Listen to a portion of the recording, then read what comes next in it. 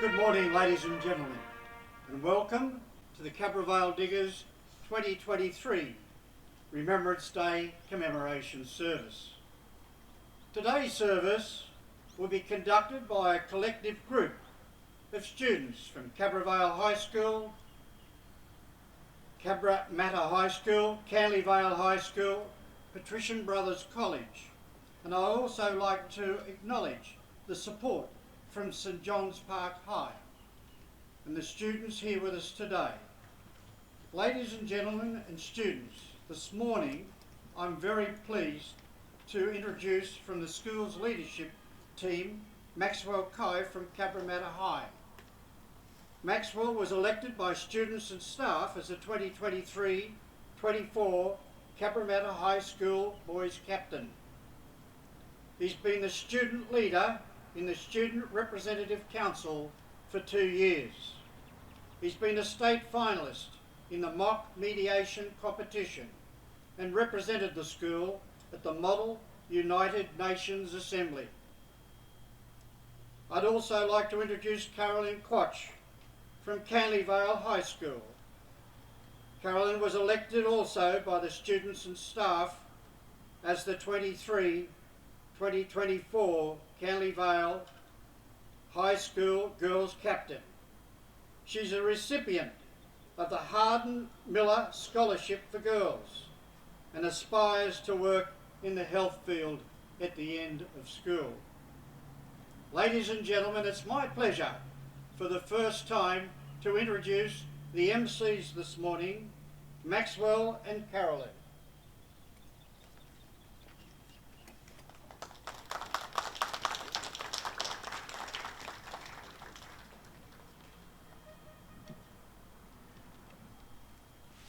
Thank you, Mr. Robinson.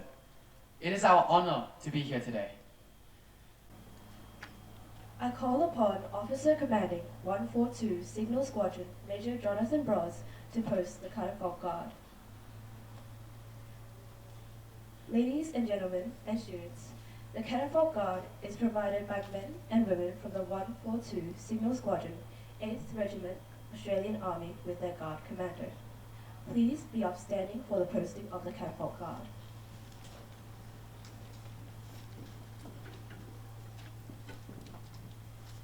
Ladies and gentlemen and students, the catafalque guard is provided by the men and women of 142 Signal Squadron, 8th Signals Regiment with their guard commander, Lance Corporal Dan Crocker. Guard commander, post the guard.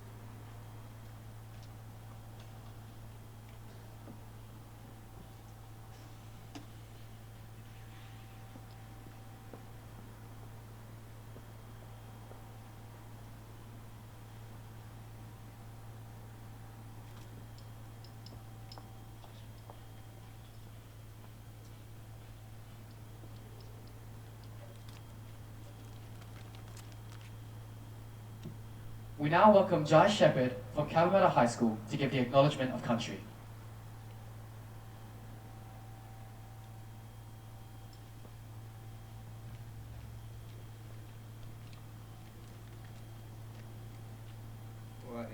My name is Jai Shepherd, and I'm a proud Aboriginal man from the Wayland tribes of Northern New South Wales.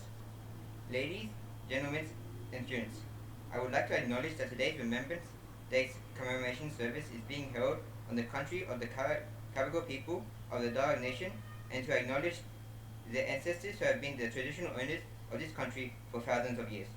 Kabigo Diggers also wishes to acknowledge and pay respects to the Darug people's elders, past and present, and welcome any indigenous peoples attending here this morning.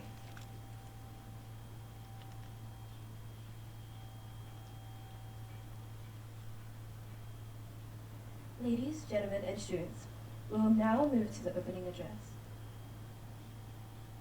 This will be given by Maxwell Kai and Caroline Hodge.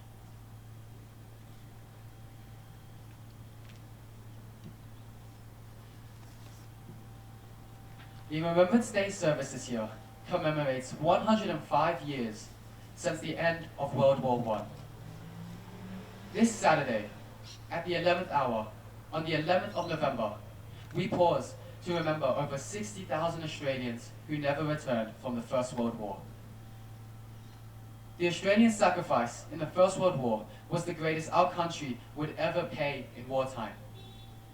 More than 76,000 Australians were killed, wounded, or were missing. In this centenary of the First World War, we remember the duty of the ANZAC soldiers, which was to fight and die for the values and freedoms we all enjoy today. They were the all-volunteers who answered the call of their country, a country that will be forever grateful. The First World War was supposed to have ended all wars. The 105 years since the end of the First World War shows how sadly wrong that statement was. Since the end of the First World War, we have seen war after war, campaign after campaign, and thousands of Australians killed in war. But in every instance, those Australians held the same twin ideals: mates and country, mates and country. The same ideals as those who went before them, and the same ideals that the Defence Force share today. In 1997, the Governor, Sir William Dean, issued a proclamation formally declaring that the 11th of November be known as Remembrance Day, and urging all Australians to observe 1 minute silence at 11 a.m. on the 11th of November each year to remember all those who died or suffered for Australia in all wars and conflicts.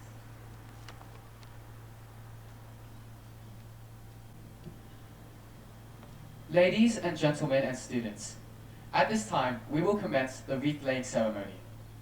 The wreath-laying ceremony will be conducted by Mr. Ronnie Moore, Vice President of the Cabra Vale Diggers Club. Club President Walter Robertson OAM, Cabra Vale Diggers Ex-Active Servicemen's Club, on behalf of Cabra Vale Diggers Ex-Active Servicemen's Club.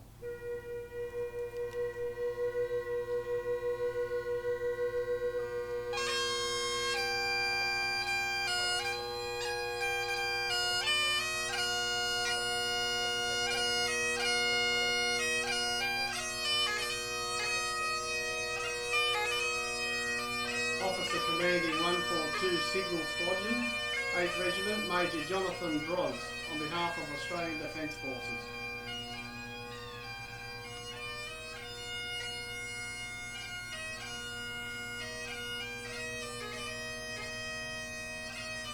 Mr. William Roberts, OAMJP, the National President of the Vietnam Veterans Federation of Australia, on behalf of the Vietnam Veterans Federation of Australia.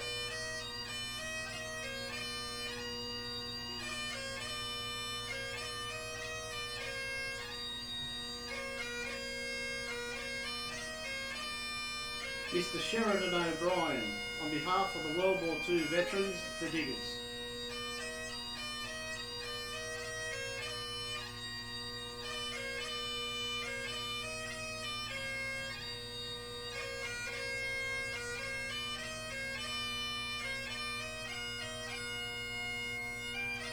Mr. Ron Lovell, on behalf of Korean veterans.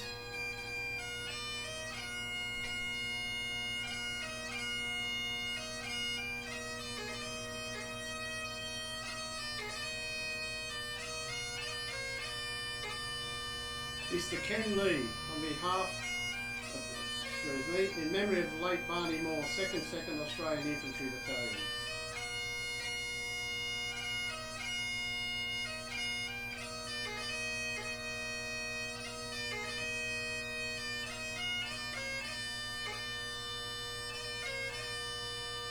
Hank and Franka Reedstra, Vietnam veterans, on behalf of the 21 Engineer Support Troop.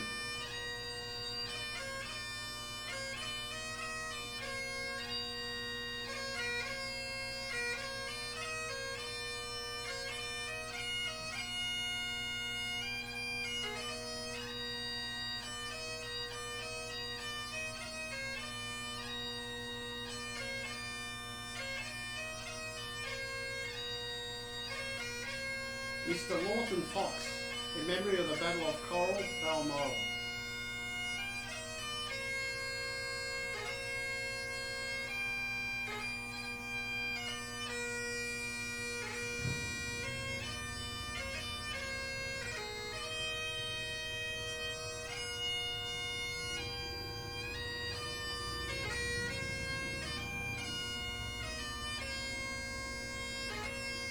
External Vice President Alan Liu, representing the President Mr. Backfan of the New South Wales Arvin Association, on behalf of the New South Wales Arvin Association.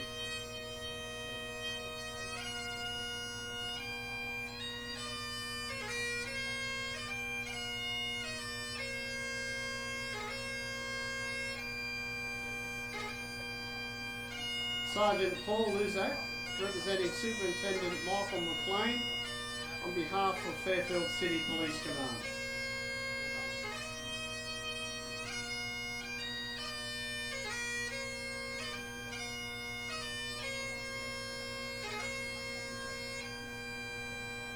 Ms. Di Lee, Federal Member for Fowler, on behalf of the Federal Electorate of Fowler.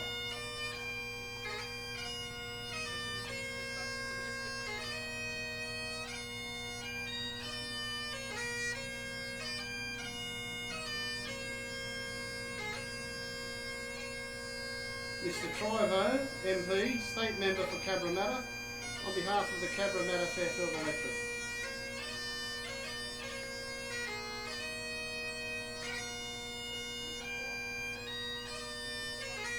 Ms. Charisma Caliander, MP, State Member for Liverpool, on behalf of the Electorate of Liverpool.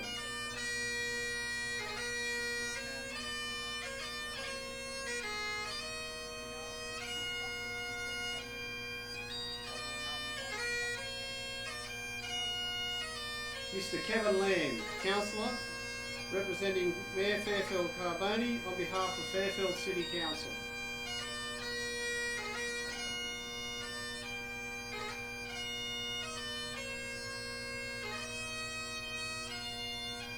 Ms. Carmen Lazar, OAM, Councillor Fairfield City Council, on behalf of the Fairfield community.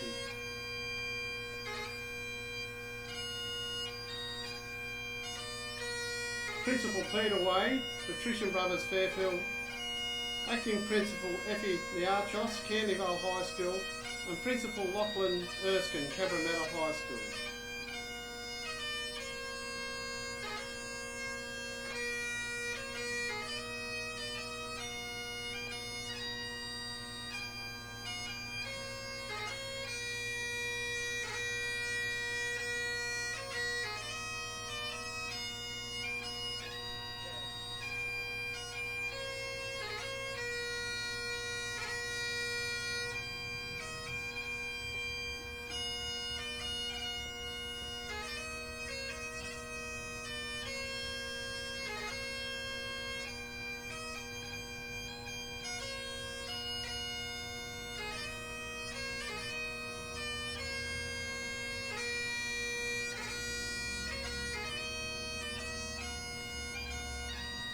Principal, St John's Park High School, on behalf of the St John's Park High School teachers, leaders, leadership team and students. Cabramatta Ex-Active Services Club Life member Mr John Carter, in memory of Ernest Carter, and Ms Barbara Crawford, in memory of Ernest Gatehouse World War I of James William Beecher, World War II.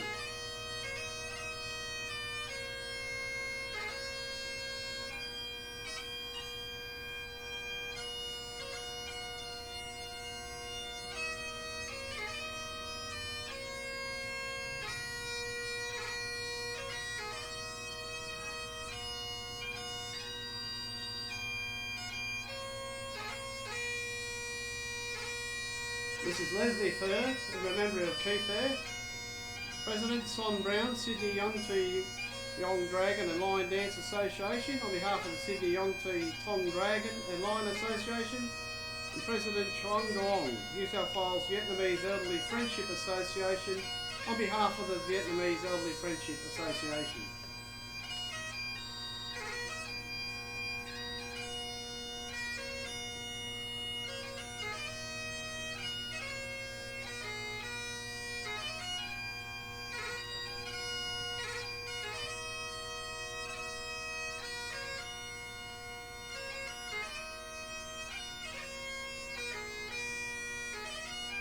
Ms. Therese Ledang, on behalf of the Vietnamese Women's Forum. President Nha Tran, Vietnamese Mutual Support Association of New South Wales, on behalf of the Vietnamese Mutual Support Association of New South Wales. And President Viet Van Nguyen, President Cabravale Diggers Junior Table Tennis Club.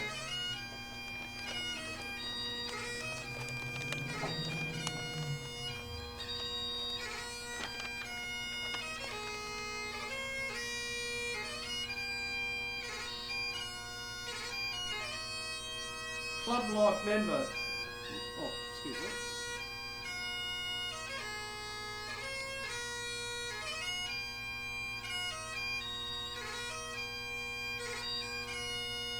Club Life member Jenny Webster, OAM, President of the Cabravale Diggers Junior Women's Netball Club, on behalf of Cabravale Diggers Netball Club. Mr. Jamie Sock, President, Cabravale Diggers Toastmaster Club, on behalf of Cabravale Diggers Toastmaster Club. And Mr. Ian Hooper and Doug Ruisley, President and Vice President of the Cabravale Diggers Cobras Junior Rugby League Football Club, on behalf of the Cabravale Diggers Cobras Junior Rugby League Football Club.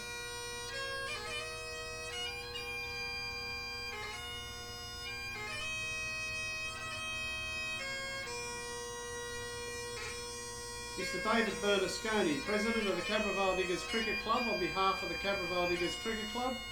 Mr. Rob Peronchik, Cabravale Diggers Fishing Club, on behalf of the Cabravale Diggers Fishing Club.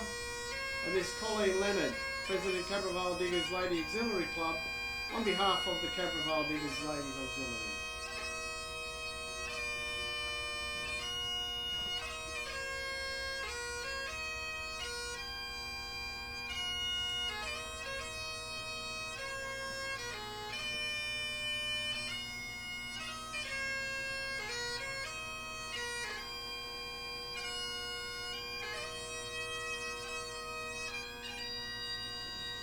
President Michael Folks, Cabramatta Chamber of Commerce, on behalf of the Cabramatta Chamber of Commerce. Mr. Gino Mara, Chairperson of the Macarthur Bulls Football Club, on behalf of the Macarthur Bulls Football Club. And Mr. Matt Gibrail, Operations Manager Gold Security, on behalf of Gold Security Limited.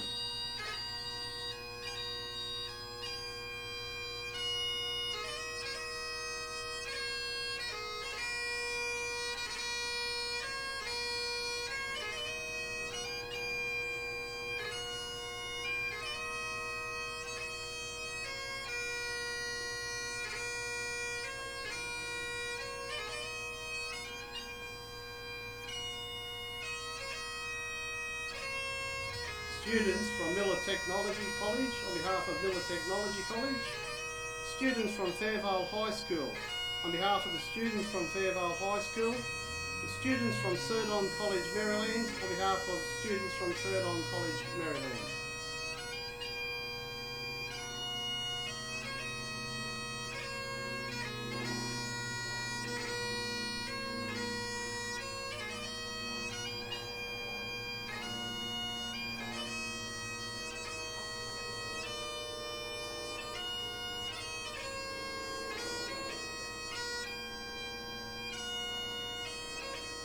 students from Bonnyrigg Primary School, on behalf of the students from Bonnyrigg Primary School, students from Cabramatta West Public School, on behalf of the students from Cabramatta West Primary School, students from Warwick Farm Public School, on behalf of the students from Warwick Farm Primary School, and students from Bosley Park High School, on behalf of the students from Bosley Park High School.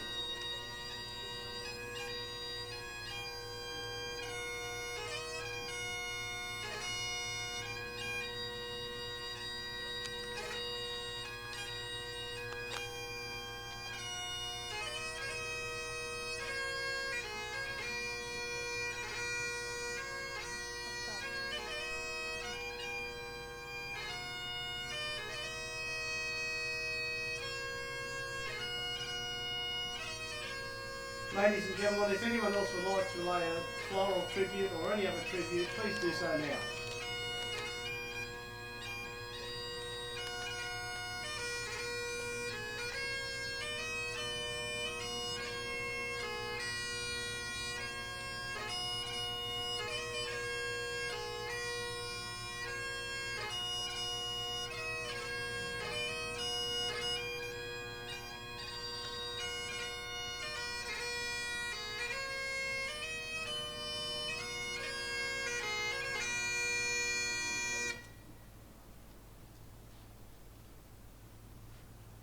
Thank you, Vice President of the club, Ronnie Moore.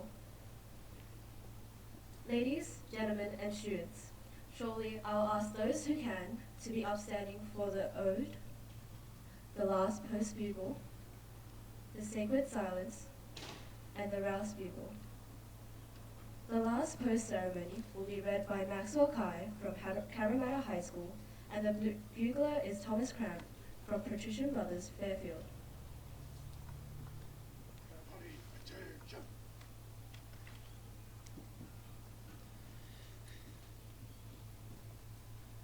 They shall not grow old. As we that are left grow old, age shall not weary them, nor the years condemn. At the going down of the sun, and in the morning, we will remember them. We will remember them. Lest we forget. Lest we forget.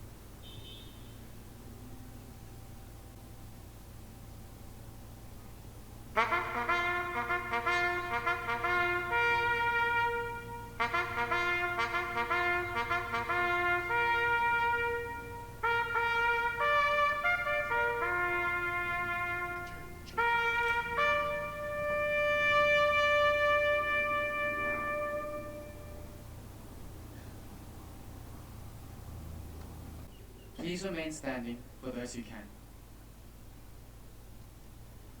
This morning, the Lord's Prayer will be delivered by Bishoy Gade from Patrician Brothers College, Fairfield.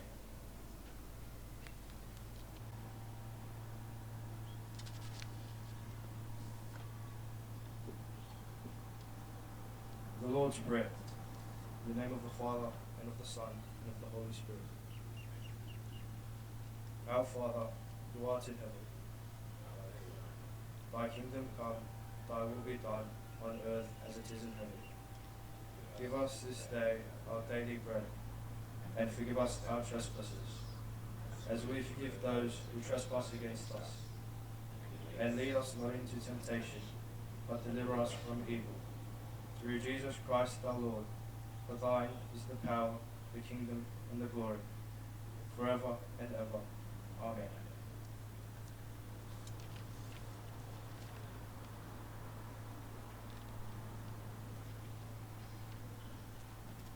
Thank you, Bishop Gade, for the Lord's Prayer. Ladies, gentlemen, and students, please join the Patrician Brothers College Band in the singing of the hymn Abide With Me, with conductor and music director, Dr. Chloe Hewitt. The words are in your program.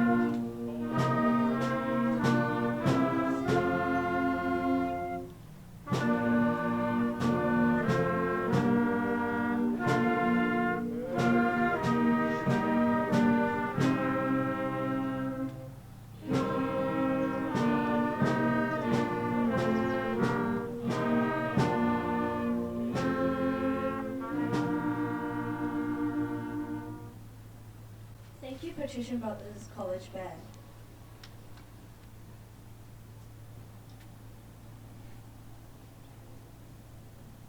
Angela, please welcome Angela Lamb from Canleyville High School. Angela is a Year 12 student who in Year 11 studied ancient history and now in Year 12 is studying ancient and extension history. Angela has career aspirations to join the Australian Defence Force. Angela's theme for today's presentation is Don't Take Peace for Granted. Why we should not take peace for granted. The clock strikes 11. All is still. An array of uniformed heads tilted towards the ground. Some hands are behind their backs, some are in front, and some are by their sides. Vivid red flowers ignite the room, a mark of death, a mark of consolation, and a mark of truce. The torment and struggle of our fallen World War I soldiers is present with us today. The gift of peace on a silver platter, but at what cost? The peace which was won by so many sacrifices in World War I was unfortunately taken for granted.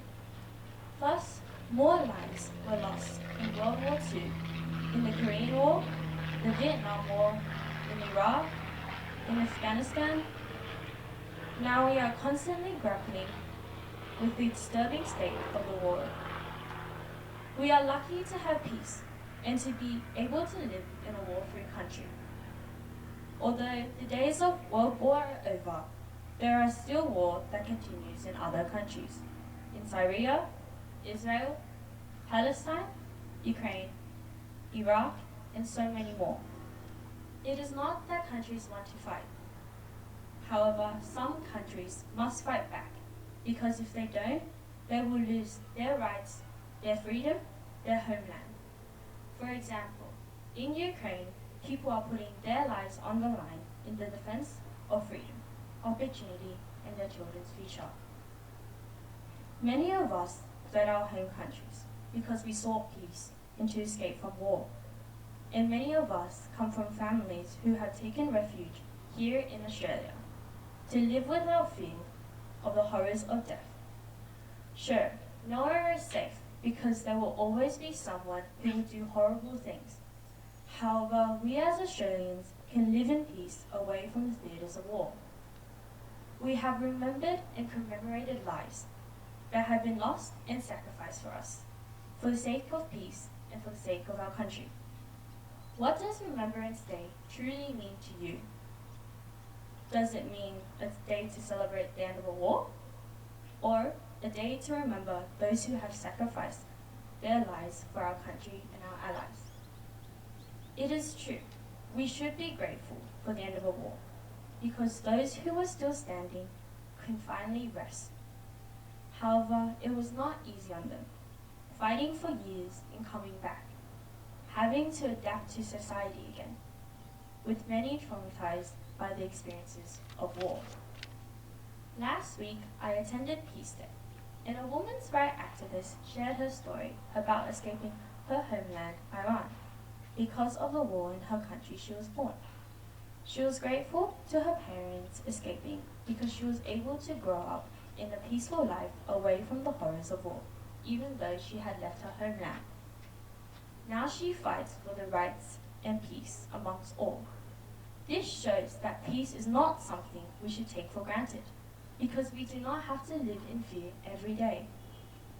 Peace is something that we should be grateful for, and a reminder of what we believe, what we value, of a future that is worth fighting for.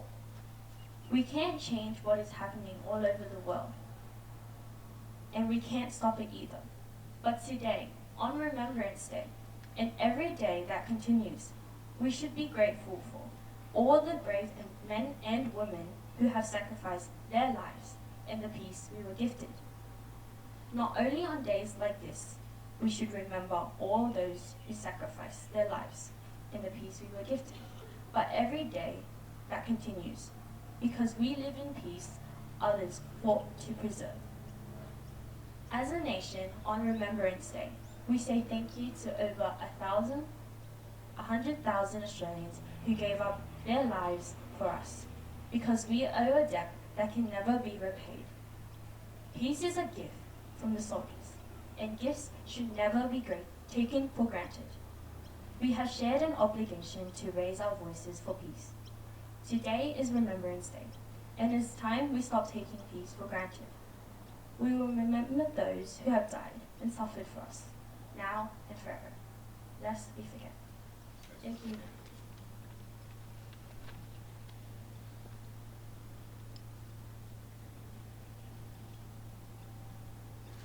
Thank you, Angela Lamb from Canleyvale High School, for their insightful speech about a journey towards peace. The red poppy has a special significance for Australians. Worn on Remembrance Day each year, the red poppies were the first plants to flower in the devastated battlefields of northern France and Belgium after the First World War. Lieutenant Colonel McRae was a Canadian doctor attached to the 1st Field Artillery Brigade in World War I. The casualties and suffering he witnessed had a profound effect on him, and he published the poem of remembrance. The red poppy is recognized throughout the world now, as is the poem of remembrance in Flanders Fields.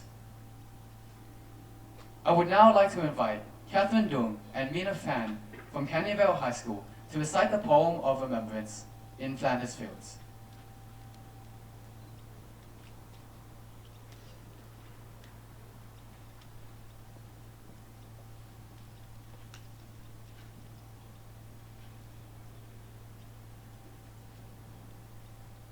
In Flanders Fields, the poppies blow.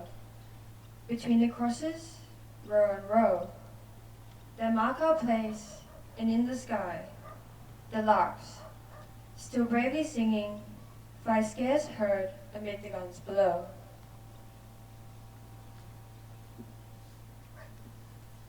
We are the dead, short days ago.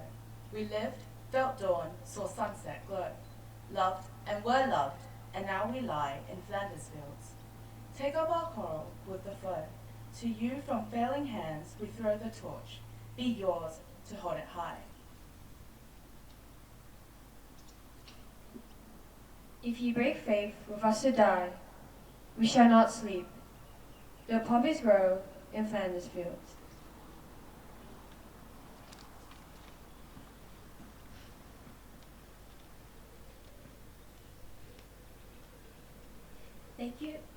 Thank you, Catherine Yoon and Mina Fan from Canleyvale High School. Throughout all the wars that men and women fought in, there was always letters and diaries kept by military personnel and medical staff, which show the very personal side of war. Not only are they important historical artifacts, but a significant reminder of experiences these men and women went through. They are personal in nature and demonstrate another perspective of sacrifice they made for their country. These diaries and letters also remind us of the distance felt by these men and women and the significance of family in their lives. Today, Ethan Treasure Graus, Kitana Pham, Sabrina Tupuo Luteo, Mintu Pham from Cabramatta High School will read some of these entries.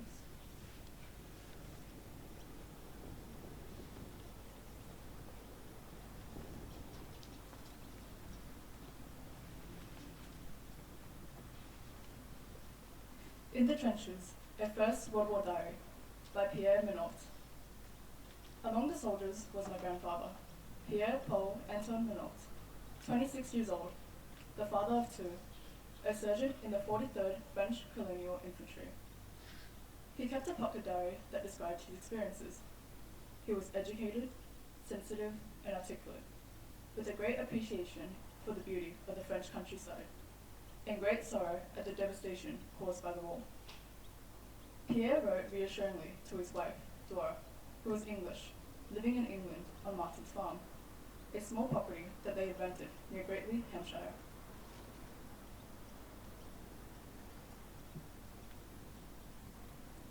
My dearest little wife, 24th of October, 1914.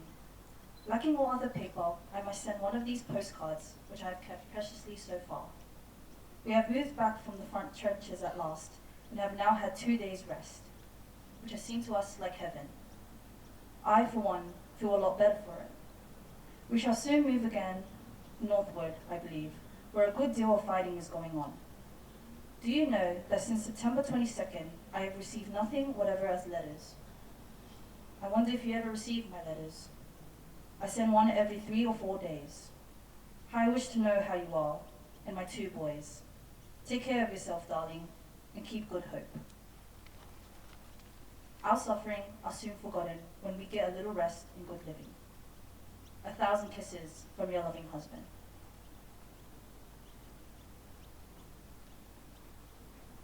September 28, 1914.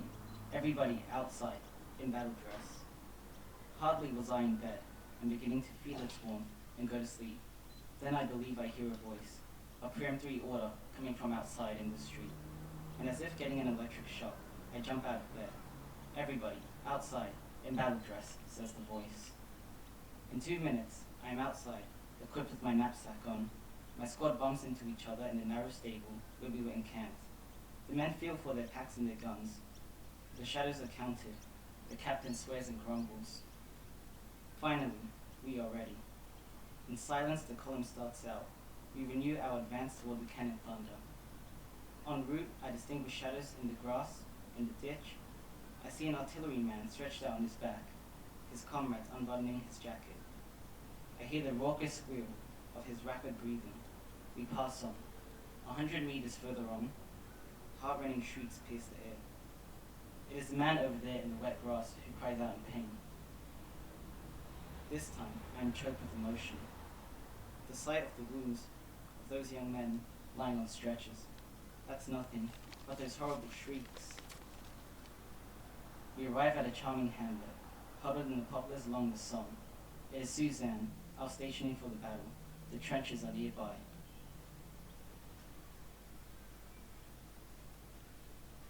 At midnight we lie down on the floor of the stable allotted to us. A bad night, cold and short besides, as we must get up at 3 a.m. We leave, we take 1,000 paces, we stop, we wait. At 9 a.m. we are still waiting. We are the reserves. I write these notes, but the shells are coming nearer. They tear through the air. Will it be a short retreat on our part? We wait. Vroom vroom, repeats our 75s on the near slope. German prisoners are over there by the fire station. I go over to glance at them to take my mind off the battle. They are all deeply asleep. 1 o'clock, the shell bursts come nearer. Without our paying much attention, when all of a sudden I was looking at the evacuation of a German wounded man, I am struck as by the hiss of a viper. Instantly, and as by reflex, I flattened myself on the ground, and at the same moment a formidable noise, as if lightning struck the nearby house, shatters the air. I feel myself, but all is well, and get up and notice a piece of tile roofing fall just next to me. I hasten to rejoin my squad amidst a sudden confusion. It is our first baptism of fire. We are ordered to evacuate the village and to regroup some 200 meters further back. A horse of the unit that has followed us passes by, leaving a trail of blood. A piece of shrapnel must have hit him. Finally, we install ourselves in a formal chore quarry, and there we eat with a good appetite and get ready to make coffee. We notice that the shelling is getting closer, lest we forget.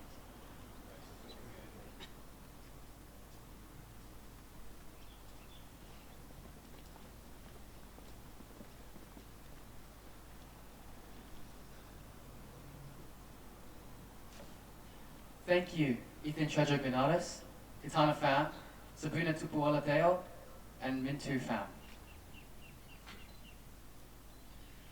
Ladies and gentlemen and students, shortly I will invite you to stand and join us in the Australian National Anthem. Please remain standing after the National Anthem of Australia, which is to be played by Patrician Brothers College Band. Please stay up standing for those who can. Everybody, I say, come.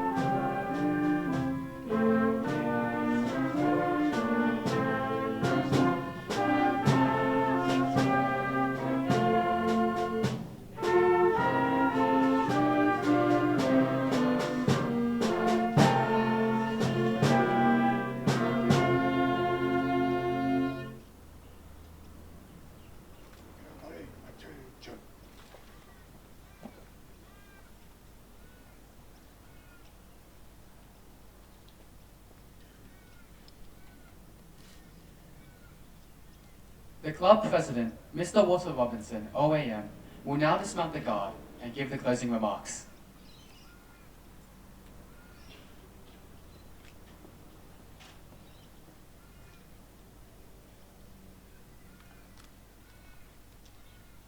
Ladies and gentlemen, I'll now dismount the camouflage guard. Guard commander, take charge. Dismount the guard.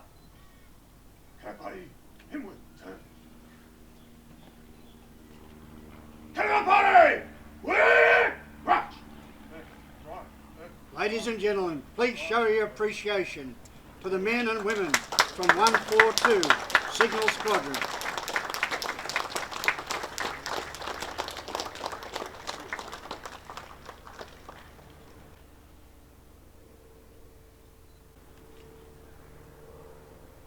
Ladies and gentlemen, please be seated.